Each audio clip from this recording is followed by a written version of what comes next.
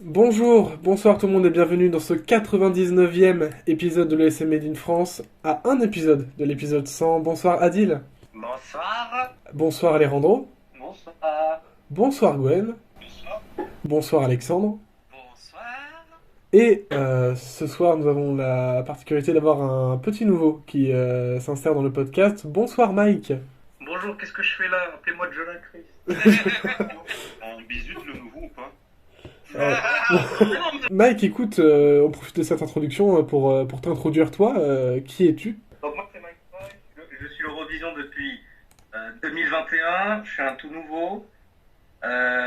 Globalement j'aime de tout. Cette Eurovision 2023 est exceptionnelle et mon top 1 pour l'instant c'est la Finlande. Et alors, Voilà. c'est quoi ta chanson préférée de toute édition confondue? Oula, toute édition confondue. Oula, tu me poses une colle là, c'est Ton top 1 de l'ESC 250, c'était quoi? Italie 2022, Brevidi, de Marmot des Blancs. Oui, oui. Ouais. Et ben sans plus tarder, nous allons commencer avec les news. Alors on a un petit peu de tout. On a des nouvelles chansons. On a du coup deux demi-finales des deux dernières sélections nationales, il me semble, qui se poursuivent. Et bien sûr, on va commencer par contre par les places. Alors, les places qui seront mises en vente le 7 mars cette année. Alors, on a la particularité d'avoir quand même, donc cette année, un jury rehearsal, un family rehearsal et le live, bien évidemment, pour chaque show. Donc, demi-finale 1, demi-finale 2 et grand finale. Les prix, donc, pour les live shows peuvent aller, du coup, pour les demi-finales, entre 90 livres et 290 livres. Et pour la finale, ça peut aller entre 160 et 380. Il faut savoir que c'est les prix les plus chers depuis longtemps, je pense, de toute Eurovision confondue. Même 2019 n'était pas aussi cher.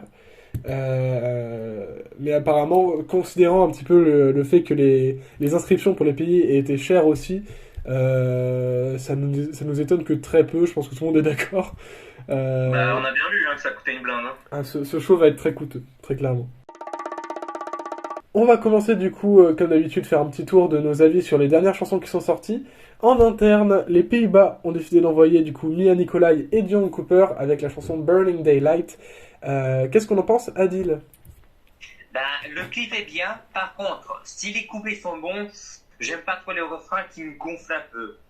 Vu qu'ils sont dans la demi 1, étant donné que c'est 100% public, on vous rappelle, j'ai peur qu'on risque de voir ce duo dans le banc de touche. Ah, je donne un 6 sur 10. Alejandro?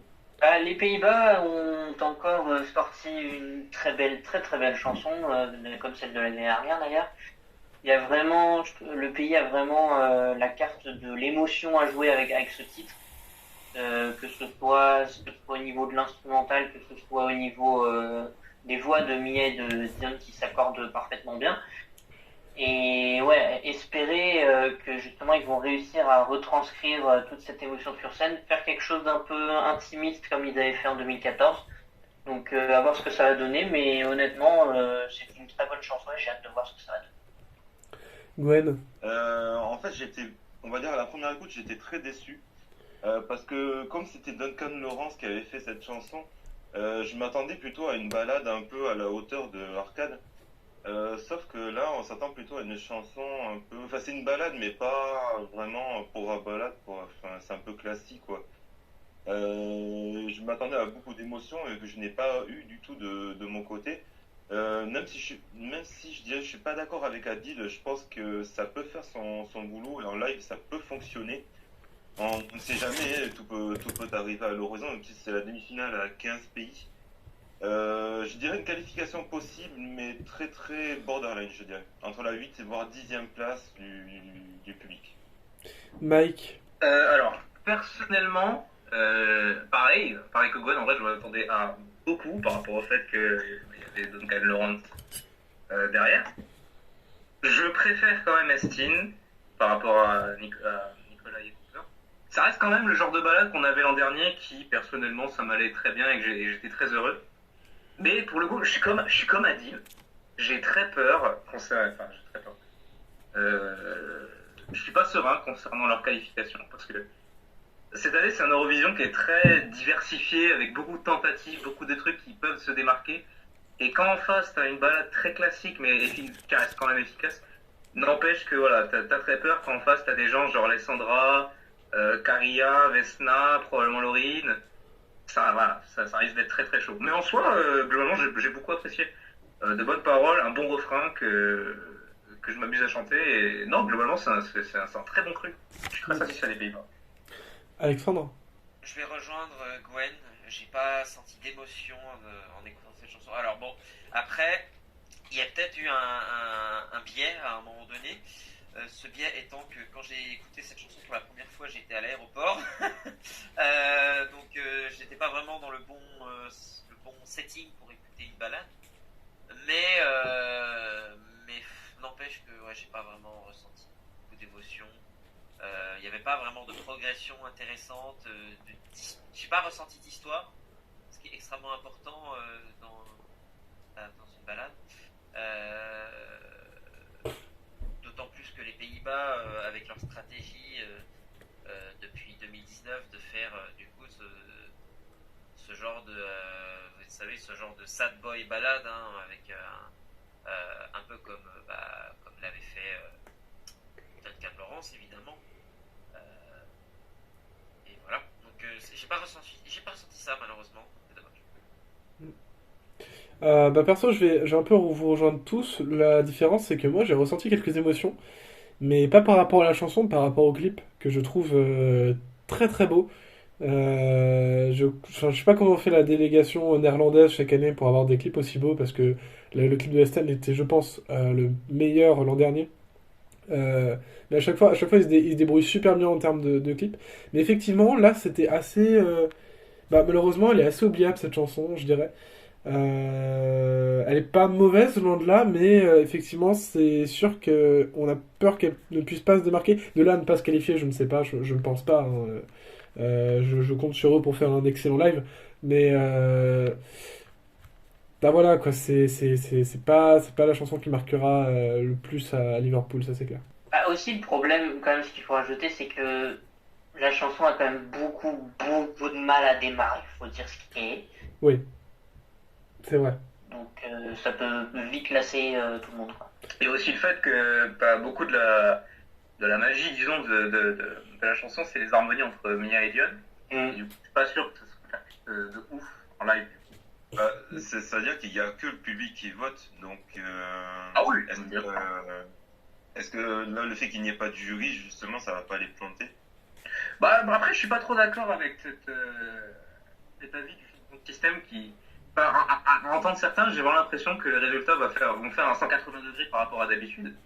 Alors que on voit par rapport aux anciennes années, quand tu prends juste le télévote, en soi, le top 10, il change pas grand-chose, il change pas beaucoup. À chaque demi, il y a genre une place qui s'interchange et basta, tu vois. Donc, je pense, il y a toujours la crainte des balades qui payent pas de mine comme ça, où tu peux te dire, hein, elles vont passer inaperçues et du coup, elles vont pas passer.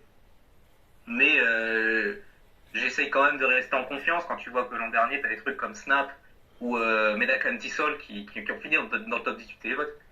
Donc, le fait que ce soit une balade, c'est pas ça qui va m'empêcher de me dire, ça va pas passer, ça va pas passer. Quand une balade est efficace, ça passe. Mais, quand c'est bien, quoi. C'est le fait que ça se passe beaucoup sur les harmonies où j'ai vraiment peur. On verra bien quand ça commencera en live, c'est très facile à chanter comme chanson. Alors je vous propose qu'on passe à Chypre, qui envoie le candidat australien Andrew Lambrou avec la chanson Break a Broken Heart.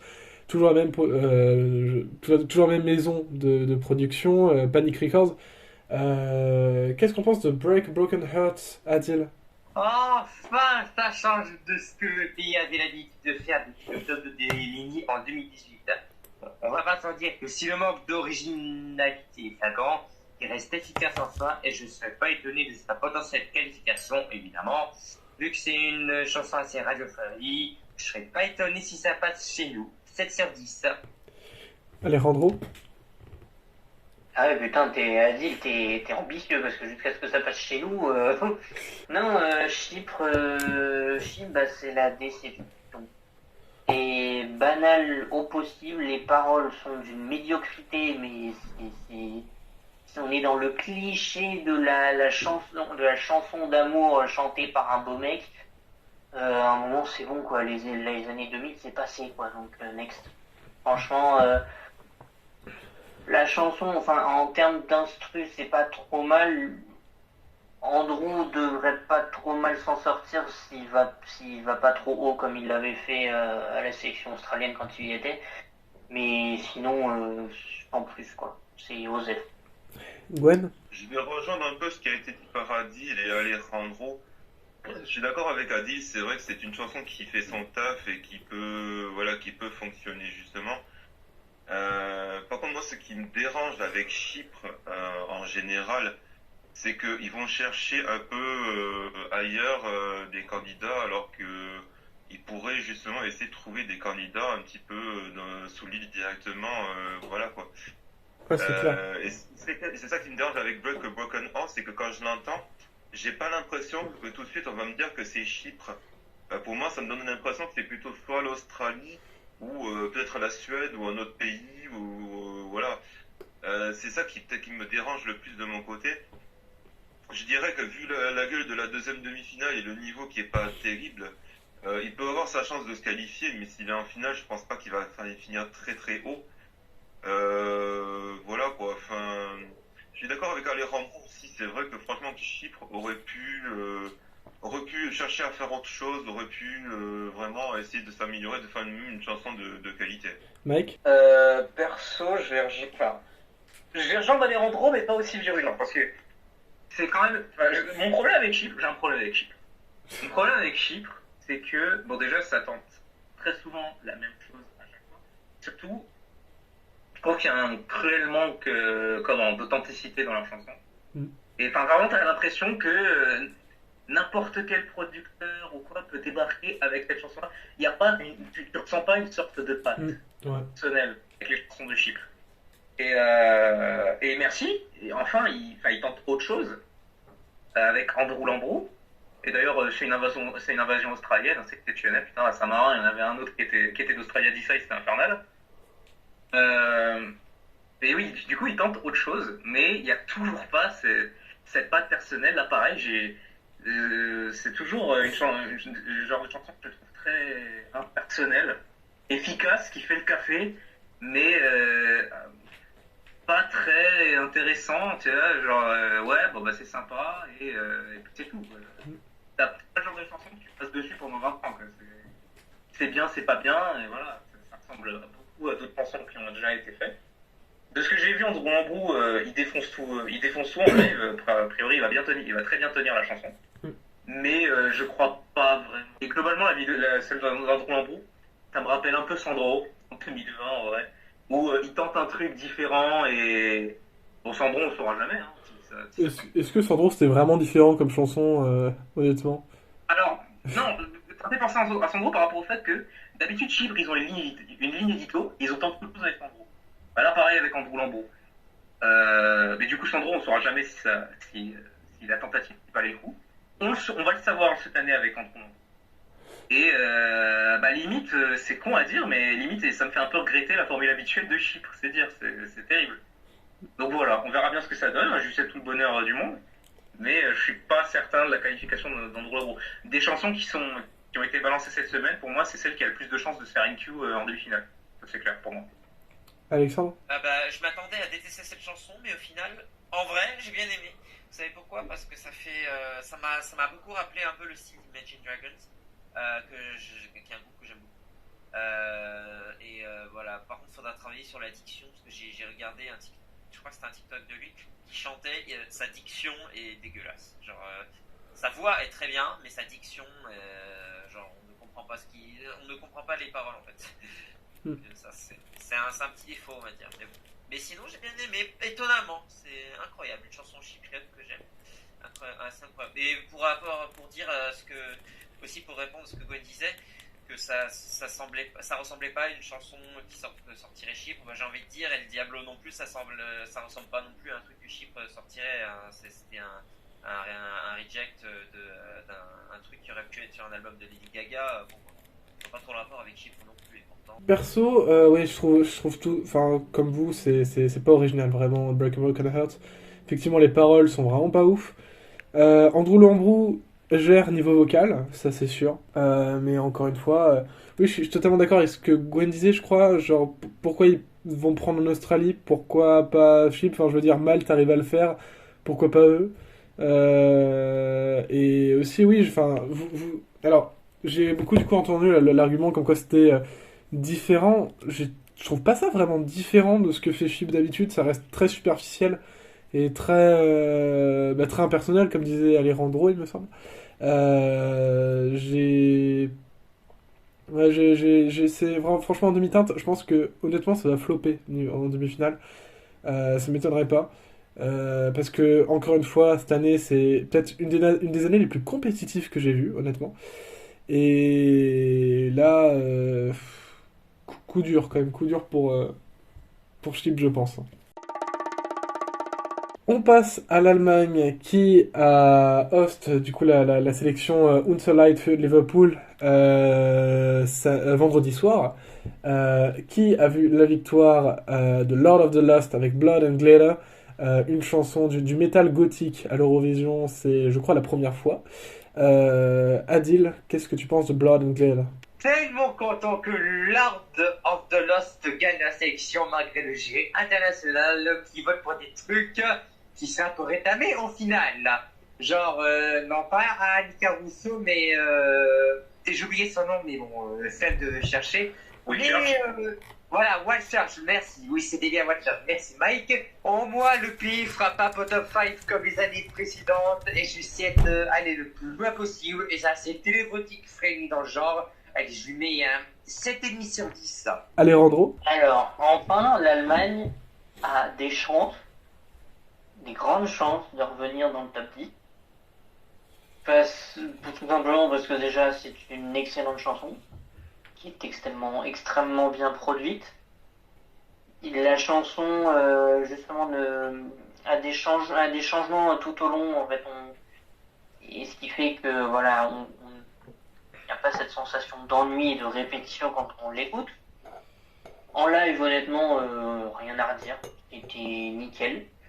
Juste à voir ce que ça donnera à Liverpool avec avec un staging beaucoup plus grand. Et donc, du coup, qui pourra peut-être beaucoup mieux imprégner la chanson. Et surtout, objectivement, enfin, l'Allemagne fait un bon choix, quoi. Parce qu'à un moment donné, c'était la seule chanson décente de la sélection. Ça m'a fait beaucoup rigoler d'ailleurs de voir que tous les favoris du jury se sont plantés au télévote, j'ai beaucoup rigolé. Mais sinon, non, excellente chanson, excellente interprétation, et j'ai hâte de voir l'Allemagne renaître de ses cendres, enfin j'espère en tout cas, mais il y a de grandes chances. Gwen? Alors j'ai regardé justement cette sélection vendredi soir. J'ai passé un très très bon moment. Je pense qu'il y avait quand même, bon, j'avais pas de bonnes ni mauvaises chansons, mais je pense qu'au contraire, je pense qu'ils avaient assez travaillé leur live chacun. Je trouve ça assez sympathique. Je vais déjà parler du quiz. J'étais assez étonné de voir le jury se voir mettre Willy Church à la première place avec 90 points. Je me suis dit, putain, j'espère que l'Allemagne va pas faire une connerie et va le balancer à Liverpool parce que je me dis là, ils allaient se faire flinguer totalement. Bon, d'ailleurs, petit aparté, le chanteur de Zorro a essayé de pécho Barbara Sonnenberger, mais moi je pense qu'il a pas joué ça. Ah oui, c'est vrai. Incroyable ce moment. Non, et après, on va parler du résultat du télévote. Je me suis fait une petite frayeur avec Ike Gold. Je me suis dit, non, mais ils vont pas le balancer quand même à Liverpool parce que là, ça sentait un peu mauvais. Puis j'ai été beaucoup rassuré quand j'ai vu le score de Lord of the Lost. Je me suis dit, heureusement, parce que là, sinon, ça partait en quenelle, là, totalement. Non, en fait, je pense que l'Allemagne a fait le meilleur choix qu'il pouvait s'offrir parce que bon, ils avaient envoyé balader mes deux favoris sur la sélection TikTok. Excuse-moi, j'ai un petit rejet. C'est du hard rock, le hard rock à l'état pur.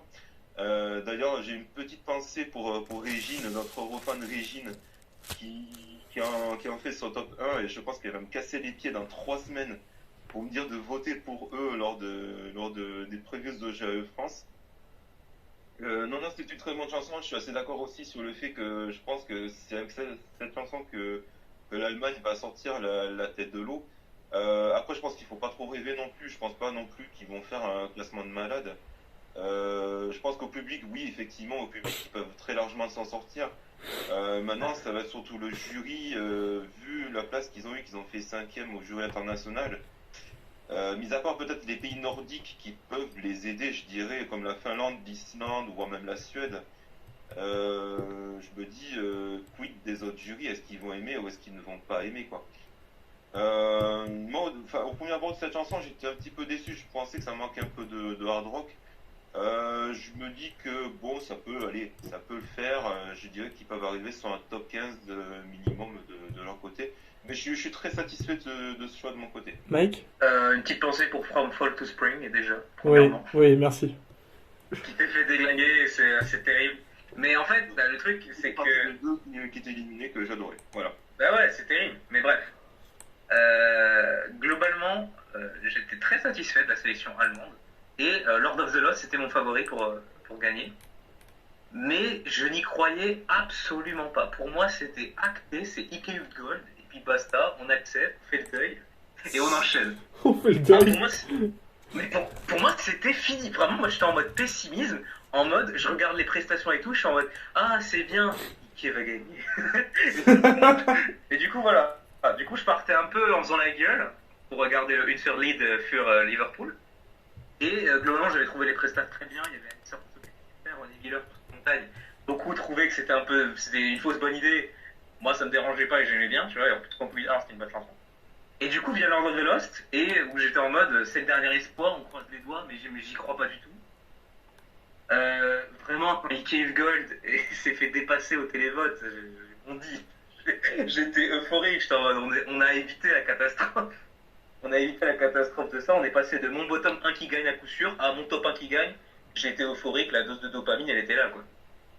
Mais voilà, mais du coup, Lord of the Lost, voilà, j'ai beaucoup le rock, donc c'est du très bon rock, du rock gothique, avec une bonne mélodie, le chanteur il défonce tout. Il y a eu pas mal de comparaisons avec The Rasmus en mode je pense pas que ça a bien marché l'Allemagne parce qu'il y a eu The Rasmus et ça s'est mal passé. Et c'est totalement différent. À l'inverse de The Rasmus, le chanteur chante bien.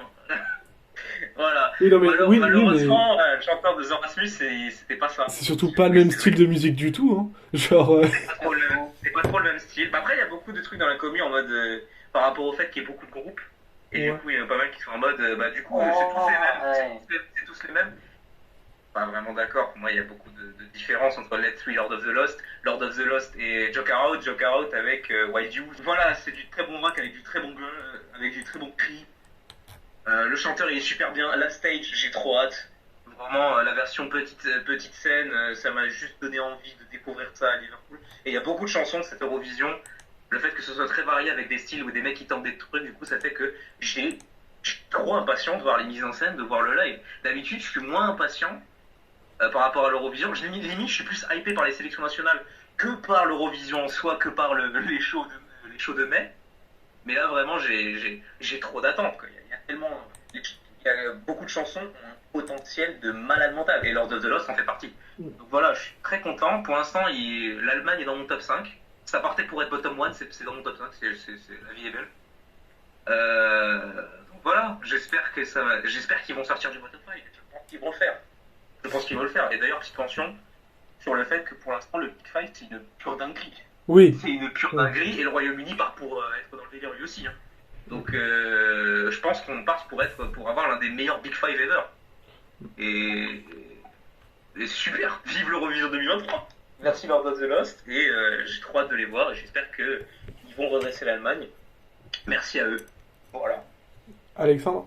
Enfin, l'Allemagne fait un bon choix. Et c'était pas une blague, depuis que je suis ce putain de concours, je l'ai dit, l'Allemagne, après une sélection nationale, n'était jamais entrée dans mes favoris. Jamais. Depuis 7 ans. Et c'est enfin arrivé. C'est pas trop tôt. Je pense de toutes les sélections nationales, même de la Suède en vrai, même si moi j'étais pas un gros fan du Melody Festival ou même du Soranmo, il n'y a jamais eu une seule fois où l'Allemagne avait, selon moi, envoyé une bonne chanson après une sélection nationale. Donc, champagne, hein, j'ai envie de dire. Non, vraiment, cette chanson, c'est un miracle. C'est trop cool parce qu'en fait, alors ça parlera pas à grand monde, je pense, peut-être à part peut-être à Arthur, vite fait, mais ça me fait trop penser à cette chanson. En fait, ça me fait trop penser à du Oomph ou alors à du Heile Segen pour ceux qui connaissent, qui sont donc le premier étant un groupe de rock allemand très populaire dans les années 2000 et la deuxième étant une chanson aussi chantée en allemand que j'aime énormément. Et donc ça me fait vraiment plaisir d'avoir enfin une meilleure représentation de l'industrie musicale allemande à ce concours, quoi. Enfin, c'est un truc de dingue. L'Allemagne, depuis des années, n'a jamais envoyé une seule fois un groupe de rock ou de métal. Jamais. C'est un truc enfin, c'est incompréhensible. Mais bon, c'est enfin le cas, c'est enfin chose faite, c'est enfin erreur réparée, j'ai envie de dire. Et voilà, donc c'est magnifique. Donc je suis content et ouais, j'ai vraiment hâte de voir le produit final sur scène en encore plus grand. Surtout que l'Allemagne a les moyens de faire ça. Et bah c'est ma nouvelle première place, Blood and Glider. J'étais fou de joie quand. Ouais, quelle surprise déjà! Mais j'étais fou de joie quand ils ont gagné. Déjà, oui, quel soulagement que ce soit pas Ike. J'étais un petit peu déçu au moment des votes du jury. Je me suis dit, j'avais commencé à part d'espoir. Je me suis dit, bon, bah, Lord of the Lost, bon, bah, c'est mort. J'avais commencé à brésiller en me disant que, bon, bah, Hold On, c'est pas mal non plus. Mais je suis pas déçu que Blood and Glider. Enfin, je suis pas déçu, non, je suis même très content que Blood and Glider l'emporte parce que du métal gothique, c'est jamais arrivé à l'Eurovision. C'est génial que ce soit l'Allemagne qui l'envoie. J'ai hâte qu'ils défoncent tout à Liverpool. En plus, c'est un peu queer et tout, donc c'est parfait dans l'ambiance Eurovision et tout. Alors, moi, le chanteur me fait beaucoup penser à Till Lindemann du groupe Rammstein. Bizarrement, je sais pas, il y a un truc qui me fait penser. Carrément, Totalement. Mais en tout cas, ouais, c'est franchement un gros coup de cœur. J'espère qu'ils iront très loin. Et leur nom de groupe est super, Lord of the Lost, déjà c'est trop bien. Et j'aimerais juste parler un petit peu, vite fait, faire une mention spéciale pour celle qui n'a pas pu participer vendredi soir à la sélection, à savoir Frida Gold avec Alfrun in Mir in Mud, qui je pense en fait après réflexion, après avoir écouté son clip, honnêtement, je pense que c'est elle qui aurait gagné la sélection. Si elle avait été là. Parce qu'elle aurait... je pense qu'elle aurait fonctionné à mort au jury. Et le fait que ce soit une chanson en allemand et tout, ça l'aurait propulsé de fou de voter les votes.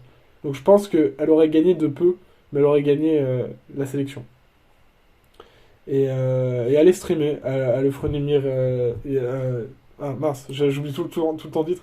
À le Freunde in Mir in Mud, parce que c'est franchement une très très bonne chanson. Et surtout en espérant qu'ils reviennent en 2024, parce que vraiment là, ah oui, parce que oui, c'est un groupe aussi. Pour moi, ils étaient juste derrière Lord of the Lost, personnellement. Donc vraiment, quand j'ai su le matin qu'ils allaient pas être là parce que la chanteuse est malade, j'étais débité. J'étais encore plus en mode, ah putain, un adversaire en moins pour Ike, il va encore plus gagner, Mais ouais, non. Et quand j'ai vu, il y avait aussi les photos, des répétitions qu'il y avait. Ouais, en plus les photos étaient trop bien. Et j'étais en mode, oh, c'est un potentiel de ouf, ça a l'air super beau, vas-y, on le verra jamais. Enfin, peut-être qu'ils ont filmé, je sais pas, on verra. Hein. Peut-être qu'ils le mettront un jour. Hein. Apparemment, ils se sentaient déjà pas bien à la première répète. Donc, oui, apparemment, déjà, la première répète, c'était à chier parce que vraiment la voix n'allait pas. Hein. C'était pas venu aux deuxième répète, il n'y a rien. Ouais. Donc voilà, bon, tant pis, hein, de toute façon. Et comme ça que ça marche. En tout cas, c'était un message. C'était un message féministe vraiment très très très très beau. Oui. Et c'est vraiment dommage qu'elles aient pas pu se produire. On passe à la Moldavie. Pasha Parfeni, qui est de retour à l'Eurovision. Il avait représenté la Moldavie déjà en 2012. Il est de retour avec Soarele Siluna. Il a gagné du coup la sélection moldave hier, où il y avait notamment Sunstruck Project. Qu'est-ce que tu en penses, Adil? Et quand j'ai écouté la chanson, je me suis dit, bah, ça fait le bon choix finalement, parce que t'as mis un peu électro, un peu traditionnel, un peu la choum, un la funène, pour ça et Siluna qui qui plus est en langue natale. Allez, 8 sur 10. Et quelque chose me dit que la DS1 risque d'être bien compliquée à prédire. Ouais, clairement, c'est le retour de l'électro... Enfin, le retour, la puissance ces années de l'électro-folk est assez fou. Alejandro? Merci, Koa. Déjà, je vais commencer par dire petit big up à la sélection moldave qui tournait en 2 FPS. On va commencer déjà par là. C'est ça. Ceux qui ont vu le live sur YouTube savent de quoi je parle. Non, je suis très très heureux de revoir de l'électro-folk de la part de l'Europe de l'Est. Déjà, avec Goé, déjà, avec l'Ukraine, déjà j'ai une claque. Et puis là, écoute, Pacha Parfeni, qu'on rajoute une couche, et bah vas-y. La chanson est superbe, l'instru pareil. J'ai hâte de voir, pareil, comme c'est le cas pour Allemagne et pour d'autres, voir ça en grand et mieux sur la scène de l'Eurovision. Et ouais, non, que dire honnêtement, c'est une excellente chanson et je serais très heureux de voir la Moldavie en finale à nouveau. Gwen? Alors, personnellement, je n'ai pas regardé la sélection parce que j'étais pas du tout présent hier après-midi à 18h. Je m'attendais pas à plus de la part de la Moldavie parce que la sélection n'était pas vraiment exceptionnelle. Ce n'était pas mon favori non plus. Bon, je l'avais mis quand même à la seconde place derrière les Surorile aux Oyanou.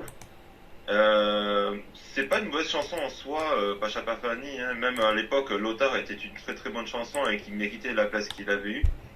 Moi, je suis juste un petit peu déçu. Je suis pas très très fan. C'est vrai qu'il y a des aspects traditionnels, électroniques, assez modernes qui peuvent faire le travail aussi. Personnellement, j'accroche pas du tout. Il manque un petit quelque chose pour que vraiment je puisse adhérer dessus. Mais après, faut que j'y écoute plusieurs fois. Qui sait, ça passera peut-être. Après, vu qu'effectivement, je suis d'accord avec Adi, la première demi-finale va être une grosse purge. Je pense que effectivement, trouver les 5 éliminés va être très compliqué. Pour moi, je pense qu'il faudra voir le live que ça donne, mais je pense que je m'inquiéterai pas pour lui directement. Grosse purge, j'aurais pas utilisé ce qualificatif-là pour la première demi. Un bain de sang, plutôt plus. Mike?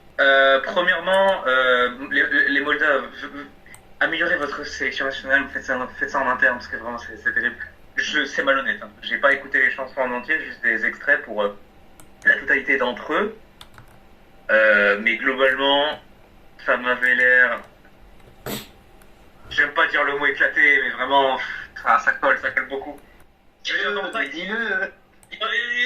Dans le tas, il y en a un qui est potentiellement pédophile, au bout d'un moment. Merde, c'est terrible. Faites un tri, je sais pas, faites quelque chose. Vous prenez tout le monde, c'est terrible. Non, mais voilà. À part cette sélection nationale, j'espère qu'ils s'amélioreront au fil du temps. Ça me fait plaisir parce que la Moldavie est peut-être l'un des pays que j'aime le moins de tout l'Eurovision. À chaque fois, ils sont dans les 10 derniers de mon top, il n'y a rien qui va. À chaque fois, ils trouvent le moyen d'aller encore plus bas, c'est terrible. Et donc merci pour Pacha Parfeni parce qu'enfin, un truc cool, un truc où j'ai envie de bouger, où il y a de bonnes sonorités, et encore une fois, où il y a une tentative, où c'est très risqué, où c'est où c'est original, et où ça peut totalement se démarquer. Et c'est ça qui est chiant. Tu peux pas dire ah, lui il se démarque, parce que tout le monde peut se démarquer tellement c'est varié comme sélection, bordel. Mais Pacha Parfeni, il est très bon en live.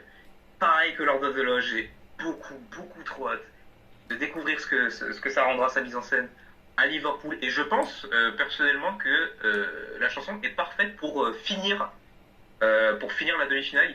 Pour moi, il passe en 15. Pour moi, je le fais passer en dernier, sans problème. Et donc voilà. Bon après, c'est terrible avec Pacha Parfeni parce que j'ai vu pas mal de gens faire une blague le concernant. Du style, le mec il retente sa chance 11 ans plus tard pour encore se faire rouler dessus par Laurie, c'est terrible. C'est terrible le destin.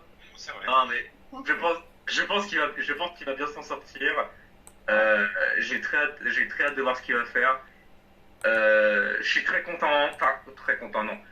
Je suis satisfait que Sunstroke Project n'ont pas été pris parce que quand j'ai vu le live, etc., j'ai fait non, en fait, il y a pas de choix, faut déconner.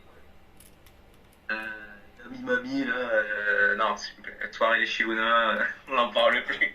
Mais ouais, enfin, et puis en plus, pour moi, pour l'instant, bon bilan pour l'instant, où l'Allemagne, c'est mon top 1 qui gagne, la Moldavie, c'est encore mon top 1 qui gagne. Voilà, c'est bien. On va voir si l'Islande et la Serbie, c'est la même chose, je vous garde la surprise. Mais voilà, globalement, bravo les Moldaves, j'espère que ça va bien se passer pour ce coup-ci.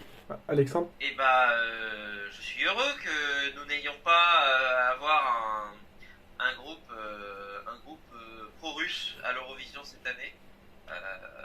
Je parle bien sûr de Sunstroke Project. Pour la chanson de Pacha, alors c'est pas mon, je suis pas fan, mais j'aime bien. J'aime bien, c'est sans doute une chanson qui va grow me, comme on dit. Donc j'ai pas grand chose de plus à dire. Je suis très content qu'on ait une représentation ethnique en plus. C'est toujours cool. Et voilà. Bah écoutez, moi je suis très client déjà de l'électro-folk, du folk-tronica, vous dites ce que vous voulez. Et bah du coup ça marche chez moi, sur les Filmona, c'est rentré dans mon top 10 forcément. C'était mon vainqueur de cette sélection. Avec Damien Down en deuxième place, et je l'assume, bonjour. Donc ouais, du coup ça marche très bien chez moi. J'aime beaucoup le clip, encore une fois le clip est magnifique, vraiment des visuels très très beaux. Je reprocherais peut-être les paroles un peu trop faciles et un peu trop répétitives, mais sinon ça marche très bien, la performance est cool. La performance est cool franchement enfin, le plateau de la Moldavie comme il est pas facile, hein, mais la performance était cool même avec si peu de budget. Donc franchement bon taf, et je suis très content de voir Pacha revenir. Pacha qui est un ancien membre de Sunstroke Project, comme on le rappelle. Donc c'est cool quand même de le revoir. On arrive en Islande, Reykjavik. Pourquoi je précise la capitale? Ne me posez pas de questions, je ne sais pas pourquoi. Dilia a été choisie avec la chanson Power face à OK en super finale. Adil, tu penses quoi de Power? J'avais retenu que OK et ils l'ont pas sectionné. C'est très décevant. Bon, Power fait son taf correctement, mais bon, après la parenthèse Atari et Dati, juste envie de dire, allez, ça va passer inaperçu comme d'hab, mais bon, vu qu'elle est en demi-finale 2, il a peut-être une chance. Alejandro? Non, je trouve honnêtement que l'Islande a très bien choisi. J'ai pas écouté les autres chansons de la sélection, mais je trouve que cette chanson, déjà, je trouve qu'elle est très bien produite, c'est une bonne chanson. L'instru, elle est géniale, et ce qui fait la force, je trouve, de ce titre, en fait, c'est tout simplement son interprète, Dilia, parce que vocalement déjà, elle assure, et surtout, elle a une présence scénique qui lui donne le tout, qui donne un plus à la chanson. Faudra espérer maintenant, étant donné que la chanson est une bonne base, que le staging soit également à la hauteur à Liverpool, pour que justement ça puisse donner de la puissance à de la chanson et faire et pouvoir nous proposer une prestation qui est à la hauteur. Mais déjà là, ce qui a été fait au Sonda Kepnin, c'était déjà très bien, donc j'ai hâte de voir s'ils vont aller plus loin ou pas. Mais honnêtement, je suis très content. Gwen? On devait écouter surtout avant la sélection la chanson en islandais. Faut dire même toutes les chansons en islandais. Personnellement, c'était pas une sélection vraiment assez exceptionnelle. Pour avoir justement réécouté la chanson en anglais, je la trouve peut-être plus percutante, plus puissante, tout le titre de la chanson. Au début, c'était pas vraiment une chanson que j'aimais beaucoup, puis finalement, je commence un petit peu à l'aimer. Je pense que Dilia est un assez bon choix. Surtout que la seconde demi-finale n'est pas pour l'instant d'un niveau assez relevé. Je pense que là, ça commence à bien se remplir au niveau de cette deuxième demi-finale. Je pense que l'Islande, s'ils se sont qualifiés avec 6 tours l'année dernière, alors que j'ai détesté, je pense que justement que Dilia peut avoir de grandes chances de se qualifier cette année en finale. Mais je m'attends quand même pas à un gros classement parce que vraiment elle n'est pas non plus exceptionnelle pour un choix. Mike? Alors, perso, j'avais découvert ça au moment où les chansons sont sorties. J'ai écouté les versions en islandais et en anglais. Et globalement, j'avais deux favoris qui s'étaient détachés. Il y avait d'abord Christine Cecilia qui s'est fait dégager comme une malpropre en demi-finale. Il l'a battu. Et du coup, est-ce que mon top 1 c'est Dilia? Oui, évidemment, encore une fois. Encore une fois, Lord of the Lost, Pacha Parfait, Dilia. Parce que c'est une chanson pop, mais un peu en mode Melfest, mais du très bon Melfest. C'est-à-dire une chanson qui vraiment te donne envie de bouger, te rend heureux, etc. Et à ça, tu rajoutes Dilia qui a une vraie présence sur scène et qui vraiment tabasse sur scène. Vraiment, sa performance en finale, elle m'a vraiment beaucoup surpris. Du coup, j'étais très heureux et on était dans la même situation que pour l'Allemagne, où ça se jouait entre mon top 1 et mon bottom 1 à la fin. Et où vraiment j'étais encore stressé de fou. Et encore une fois, c'est mon top 1 qui a gagné, donc c'est parfait, j'étais très heureux. Je pense qu'elle va bien s'en sortir à Liverpool. Je pense qu'elle peut surprendre beaucoup de gens. Je pense qu'elle va beaucoup se démarquer. C'est le genre de chanson où les gens dorment un peu trop dessus. Mais personnellement, je pense sincèrement que elle a ce qu'il faut sur scène pour se démarquer, pour porter la chanson. Et même en soi, côté mise en scène, je trouve qu'il n'y a pas besoin d'en faire des caisses, tu vois. Parce que voilà, encore une fois, parce que Dilia, elle peut totalement gérer le truc toute seule. Elle n'a pas besoin d'accessoires ou quoi. Juste sa voix, sa gestuelle, sa présence. Enfin, t'es content quand elle est là. Vraiment, elle fait super bien le show. Et du coup, bah, voilà, je suis très heureux et toujours un très bon bilan pour cette semaine. Alexandre? J'ai pas grand chose à dire non plus. C'est pas. La sélection islandaise, le Sungvakepi, pardon, n'était pas très intéressant cette année. Ce qui est dommage parce que l'Islande était sur un bon. Commençait à être sur un bon piédestal. Mais. La chanson est pas mauvaise, hein, ça fait typique. C'est une chanson typique de l'Islande, mais c'est pas plus de. Je pense pas que ça se qualifiera. Malheureusement. Désolé. Perso, alors je dois dire, je suis un peu du même avis qu'Alexandre. Je trouvais pas la sélection islandaise cette année folle. Edilia, la seule fois où je l'avais écoutée, c'était la chanson islandaise et elle avait terminé dans mes derniers du top. Pour avoir écouté du coup Power, du coup, alors mon jugement est peut-être pas assez exact parce que je l'ai écouté qu'une fois, mais j'ai ressenti un peu comme du vide sur cette chanson, honnêtement. J'ai pas été convaincu du tout. Disons que j'ai pas trouvé l'originalité dans Power. L'originalité qu'il y avait dans les chansons de Daddy, d'Atari ou de Sister. Donc c'était assez. C'est en demi-teinte pour moi cette année l'Islande. Dommage pour un pays qui avait enchaîné, je trouve, 4 masterclass, hein, si on compte 2020. Cette année, ouais. Il faudrait peut-être que je réécoute parce que mon jugement n'est pas très exact pour l'instant. Mais ouais, non, spécial. On passe en Serbie, qui lors de cette semaine a fait sa sélection Prisma za Eurovision, les demi-finales et la finale, avec pour vainqueur Luke Black avec Samomi Sespava. Adil, qu'est-ce que tu penses de Samomi Sespava? Eh ben finalement, j'aime beaucoup, hein, ça reste en tête, et ça change vraiment de ce que la Serbie avait envoyé dans le passé, hein. Et nul doute que ça va se démarquer, Fran, genre un top 10 télévoting, un 8. Allez, Randro? Quand j'ai vu cette chanson, c'est l'une des rares chansons que j'ai vues en live devant lesquelles où je ne pouvais rien dire pendant 3 minutes.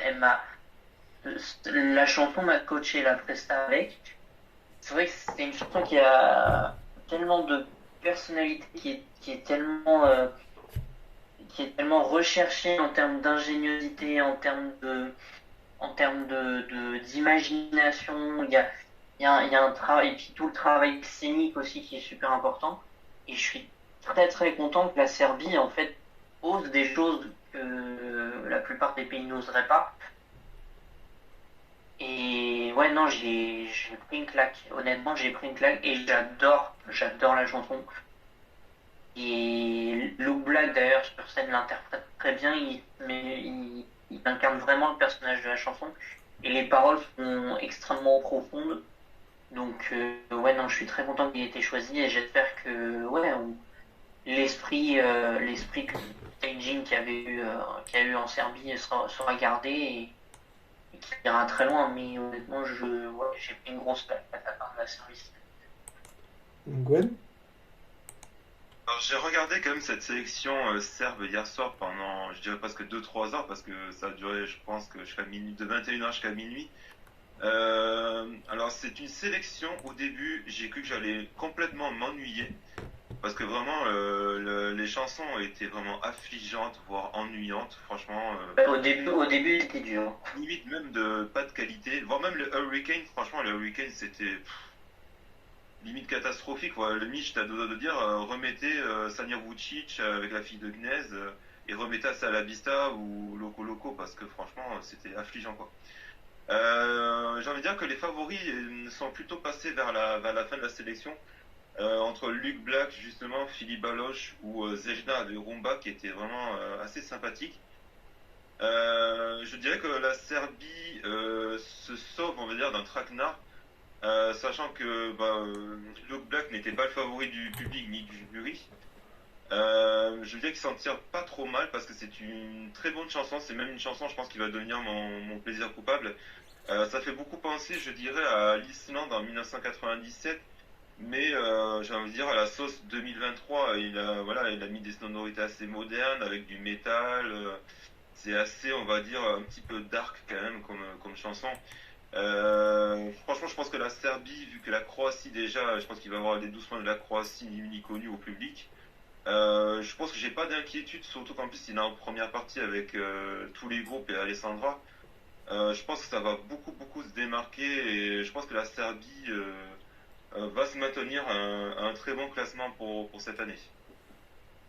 Mike? Alors tout d'abord, je tiens à dire que je tiens à applaudir les Serbes, parce que le glow-up de leur sélection nationale, c'est une dinguerie par rapport aux années précédentes, où c'était des trucs assez cheap, un peu va-vite, etc. Là, cette année, ils se sont vraiment donnés sur la charte graphique, sur le line-up, sur les scènes, sur les entractes de fou qu'on a eu. Bon, en finale, c'était moins fou. Mais en demi-finale, on a eu un medley avec plein de chansons de l'Eurovision, et pas forcément des trucs qu'on voit partout, avec Sanja Vucic, par exemple, etc. Et en demi-finale 1, on avait une entracte avec Constracta, qui faisait Incorpore Sano et plein d'autres chansons, avec une dance break pour Incorpore Sano, et c'est exceptionnel. Et Lord of the Lost est mon top 1, Pacha Parfeni est mon top 1, Divier est mon top 1, Luke Black était aussi mon top 1. Donc c'est exceptionnel. Vraiment, c'était un sans faute hier. Donc je suis très heureux.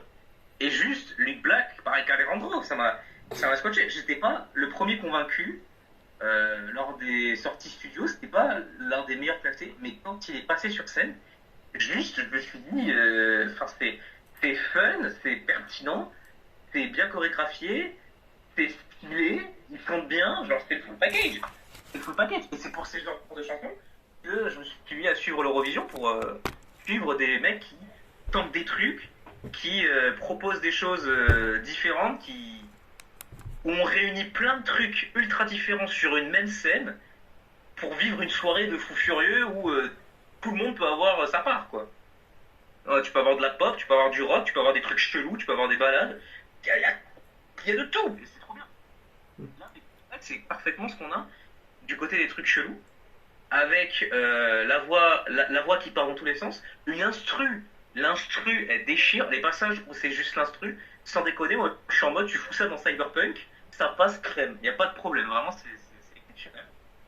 Et t'as le message aussi de la chanson qui est super, qui est en gros la chanson raconte la vie des personnes qui essayent d'ignorer leurs problèmes, de pas leur faire face, etc. Et il leur dit, si tu ignores tes problèmes, ils vont grandir de plus en plus et ça va être la merde à toi, tu vois. Et ces problèmes sont manifestés par un boss de jeu vidéo. Et du coup, c'est ça qui fait que la mise en scène est super cool, parce que du coup ça identifie ses problèmes par un boss de jeu vidéo. Et voilà, Luke Black qui résout ses problèmes, qui lui fait baisser sa barre de vie jusqu'à ce que il il bat l'ennemi, etc. Et vraiment, quand je l'ai vu passer, j'étais en mode, mais oui, c'est génial, quoi.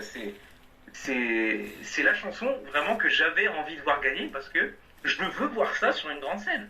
Je veux voir une mise en scène pareille sur une grande scène avec un robot géant sur l'écran et Luke Black qui le bat et que, enfin, c'est génial, quoi. C'est trop bien. Et le mec est beaucoup trop cool. Et même généralement, enfin, d'accord, mais dans cette sélection, il y avait une variété de ouf. Et, il y avait Prince, il y avait Zayn, il y avait l'exceptionnel Philippe Baloche, et exceptionnel celui-là. Mais il y avait Duo Grande, exceptionnel. Enfin, les mecs, c'est de l'opéra normal, puis d'un coup ça part en hard rock, c'est exceptionnel. Mais oui, enfin, ça me fait trop plaisir, c'est la Serbie vraiment qui est un outsider de cette saison de sélection nationale, je ne m'y attendais pas du tout, et ça va partir dans l'une des meilleures sélections de cette saison, et franchement je leur félicite, et j'espère qu'ils vont rester là-dessus, qu'ils vont repartir sur une formule similaire pour 2024, et putain l'enchaînement contre Stracta, Luke Black, quoi, qu'est-ce que c'est que ça, ils sont trop forts. Par contre, du coup, il est en demi-finale 1, j'en ai rien à foutre, je veux un enchaînement, Luke Black, Let 8, Aria, j'en ai rien à foutre. Je veux que les trois s'enchaînent, hein. Les gens ils vont péter un plomb. Les gens ils vont péter un plomb, ça va être incroyable. Moi je veux être là pour être à ça. Je veux être là. On enchaîne un mec qui bat un boss de jeu vidéo, puis des mecs qui se foutent des roses dans le cul en train d'insulter Poutine, puis ensuite un mec est là chat dans un ring de catch, quoi. C'est exceptionnel. Enfin je suis venu regarder l'Eurovision, c'est pour ça que je suis là moi. C'est incroyable. Donc merci Luke Black pour avoir autant d'imagination, pour être fun et pertinent. Et je lui fait tout défoncer comme contre Pacta, qui pareil a tout défoncé à la surprise générale. Donc voilà, merci les Serbes, vous défoncez. Et faites ça pour 2024 encore une fois. Masterclass.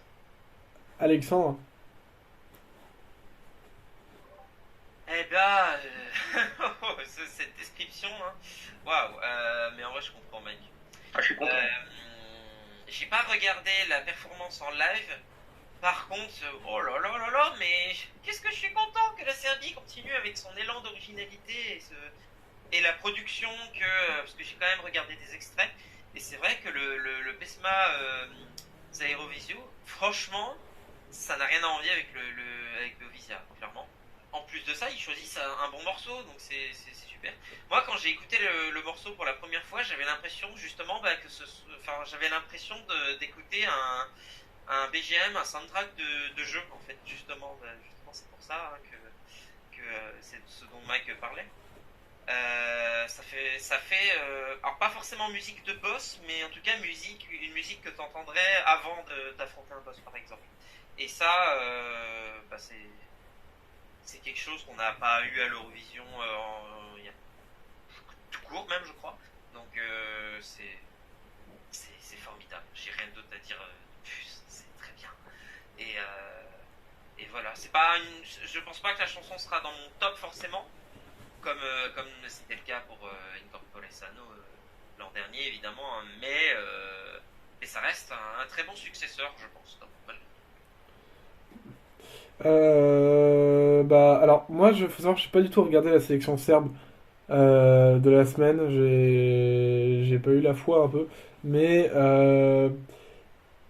du coup j'ai regardé que la performance de Luke Black quand c'est sorti.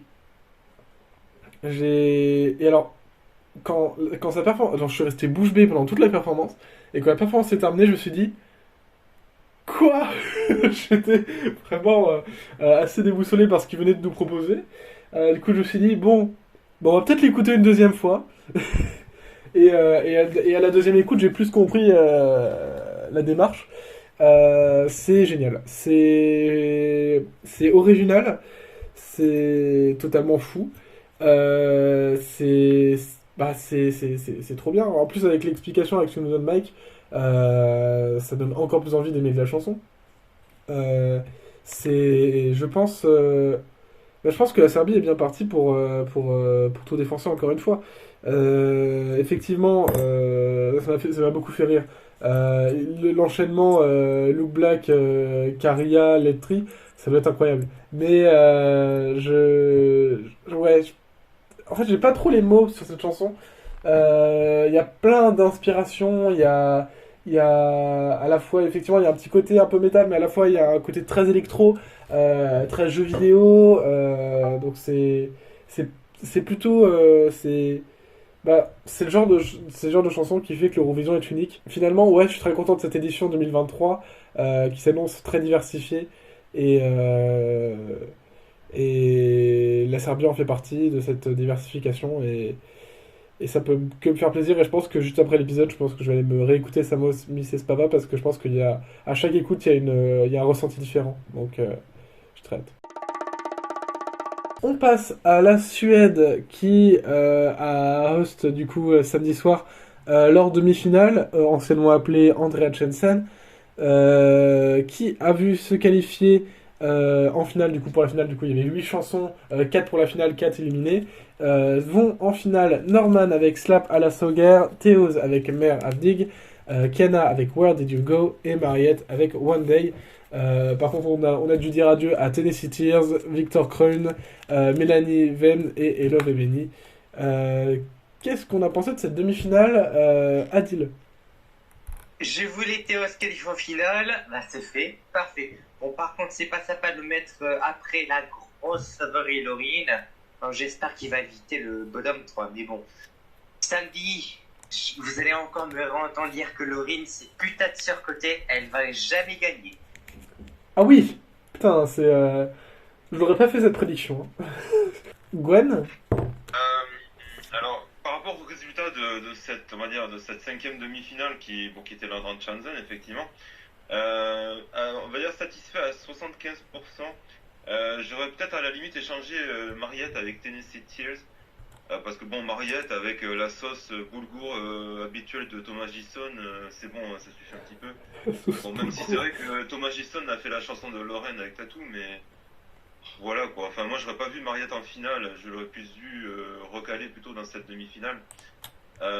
Sinon, effectivement, après, quand on va voir la finale, je pense que Lorraine a vraiment toutes les grandes chances de devoir être choisie.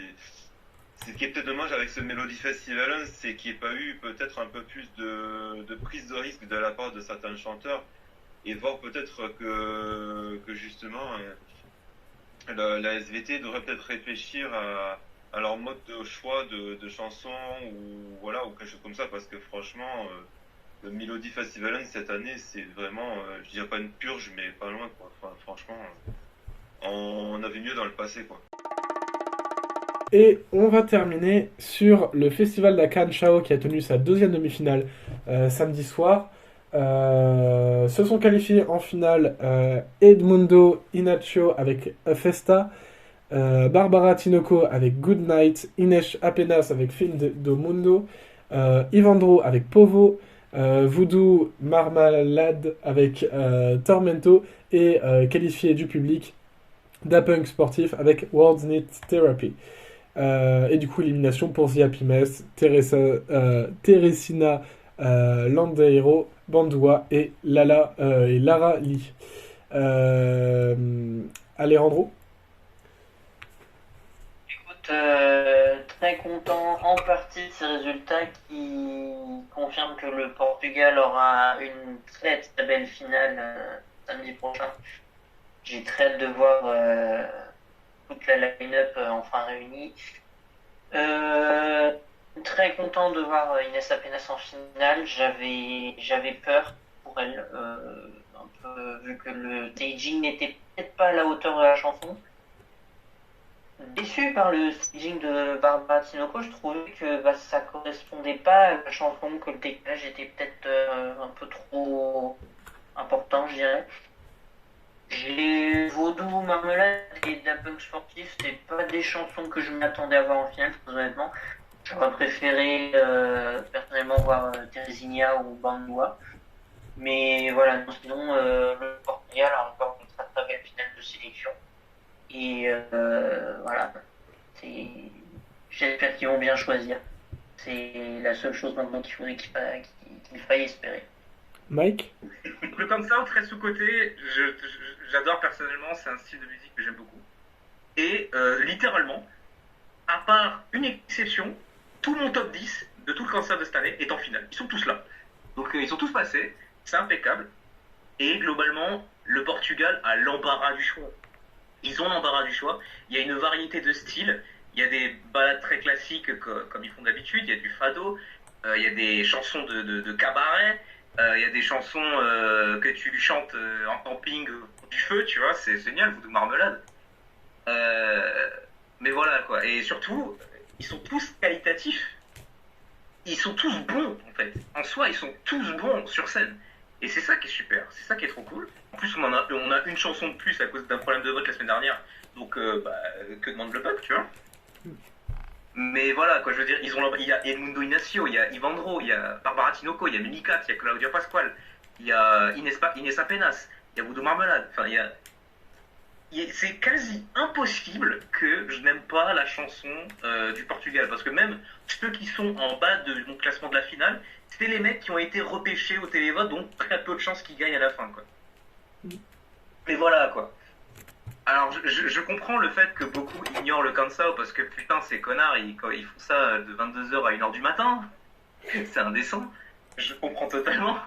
Hier, j'étais en train de regarder le Kansao, et d'autres personnes avec qui je parle Eurovision étaient déjà en train de débattre en mode la soirée est finie. Et moi, j'étais en mode, mais les gars, le Kansao, c'est pas fini. Revenez. Non, mais voilà. Mais pour dire, des très bonnes chansons, avec des très bonnes interprétations, avec du très bon texte. Vraiment, le Portugal, c'est le pays qui arrive à te créer des chansons qui te permet, qui t'immergent dans leur texte, dans leur mood, sans la moindre mise en scène, sans en faire des caisses. Et c'est ça que j'adore. C'est ça que j'adore. Et voilà, c'est ça que je trouve cool avec le Kansai. Ils n'ont pas besoin d'en faire des caisses pour que ce soit super, d'avoir des mises en scène de fou furieux. Ok, j'adore Luke Black qui bat des boss de jeux vidéo et c'est trop cool, tu vois, j'adore. Mais j'aime aussi quand c'est juste quelqu'un au piano qui interprète sa chanson avec la plus grande sincérité du monde et qui me met super bien, quoi, qui me met dans un mood. Je suis apaisé quand je regarde le Kansai. C'est trop cool. Ah oui, moi aussi. Ah ouais, et du coup c'est ça qui est. Et du coup, c'est ça qui est super, à la différence d'un Melfest ou quoi, où tu connais le gagnant, c'est bon, c'est acté, tu vois. Le Kansao, c'est hyper serré.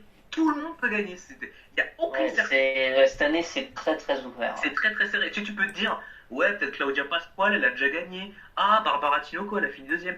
Ah, Ivandro, c'est le plus connu du lot. Tu peux te dire, voilà, il y a des petits trucs comme ça. Mais en soi, tu n'en sais rien et tu peux avoir des surprises de fou furieux, comme là, chez les Serbes, où t'as Nadia qui gagne le jury et tu t'y attendais pas du tout et tu t'es en mode, elle va gagner. Ou pareil pour Will Church, chez l'Allemagne. Ce genre de délire. Et en encore plus poussé. Du coup, j'ai très très hâte pour le Kansao. De le mater, on sera deux parce que tout le monde est en train de dormir. C'est pas grave. Et on sera en petit comité et ce sera parfait, tu vois. D'autant plus que le Portugal, je suis rarement. Rarement déçu de ce qu'il propose. Maro c'est super, Black Mamba c'est super, Elisa c'est super, Conan Osiris un peu moins. J'aime pas trop Conan Osiris. J'aime pas trop Télé Mauvaise. Bon, j'aime pas. De l'annonce de demain, le running order. Parce que petit fun fact par rapport au Portugal, depuis 2018, à une exception près, le gagnant est passé en avant-dernier, à chaque fois. À l'exception de Black Mamba qui sont passés derniers. Donc vraiment, il va falloir checker le running order, parce que limite, c'est là où tu vas savoir qui va gagner. Et là, c'est World Need Therapy qui passe en dernier. Non. Et voilà, le Portugal a l'embarras du choix pour être dans mon top 10, voire top 5, sans problème. Et voilà, quoi. Merci Portugal, vous déchirez. Du coup, je suis d'accord, hein, le Portugal c'est vraiment une des meilleures sélections et je pense que je le répète à chaque fois qu'on parle du Portugal. Qui est beaucoup trop ça ignore trop le Portugal. Moi, alors en parlant de surprise, là tu parlais de surprise, moi j'étais surpris par l'élimination de deux chansons lors de cette demi-finale, Enquanto et Tempo et Bandeiras. J'ai été extrêmement surpris de leur élimination parce que pour moi ils avaient tout pour se qualifier en finale. Mais le public et le jury en ont décidé autrement. De quoi ? tu veux me détester. Oui, non, mais je te déteste déjà. Le, Ouais, moi, c'était dernier chez moi. bah, c'était mes premiers, dommage. Non, mais en live, c'était vachement mieux. En live, ça s'est rendu bien mieux. J'étais en mode, moi aussi, j'étais déçu. Ouais, je suis complètement d'accord. Sortir. Sinon, j'ai été très surpris par. Alors, déjà, oui, effectivement, j'ai eu aussi peur pour la performance enfin, pour la qualification de Inès Apenas, parce que j'ai trouvé la performance de Film des Mundo. Je sais pas si le piano était une bonne idée, mais je pense qu'on aurait dû avoir des danseurs dès le début de la performance. Mais aussi qualifié en finale, donc tout va bien. Et j'ai été très surpris, déjà par la performance de Voodoo Marmalade que j'ai adoré, mais aussi par. Enfin, ou Voodoo Marmalade, d'ailleurs, j'ai trouvé quelques vibes à la trio, c'était très sympa. Ouais.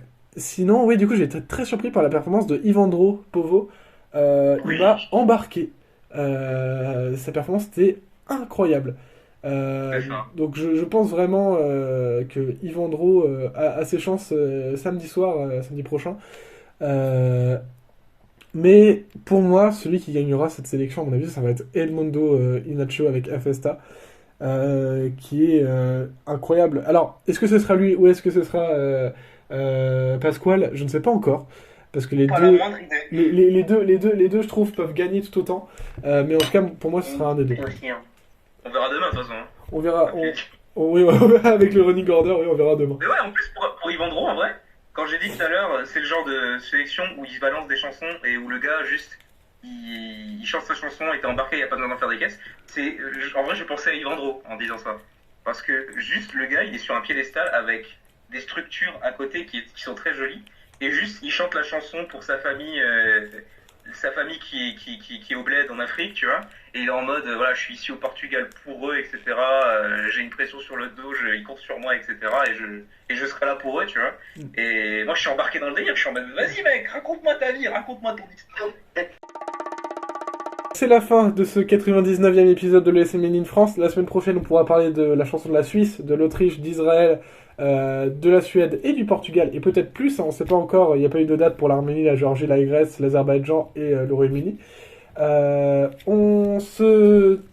Merci à tous d'avoir été là, merci à Gilles d'avoir été là. Merci beaucoup. Merci Alejandro. Mais avec grand plaisir. Merci Gwen. Merci beaucoup. Merci Alexandre. Mais de rien. Merci Mike, j'espère que tu reviendras nous voir pour l'épisode 100. C'était désagréable, je ne reviendrai pas. D'accord. C'est ça. On va se terminer. Vous avez tous insulté Dilia, j'ai pas aimé.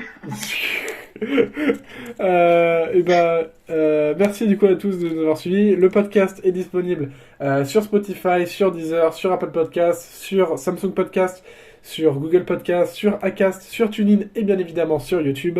On se retrouve la semaine prochaine. Bye bye. Allez, Ciao, bonsoir. Salut. salut tout le monde. Au revoir.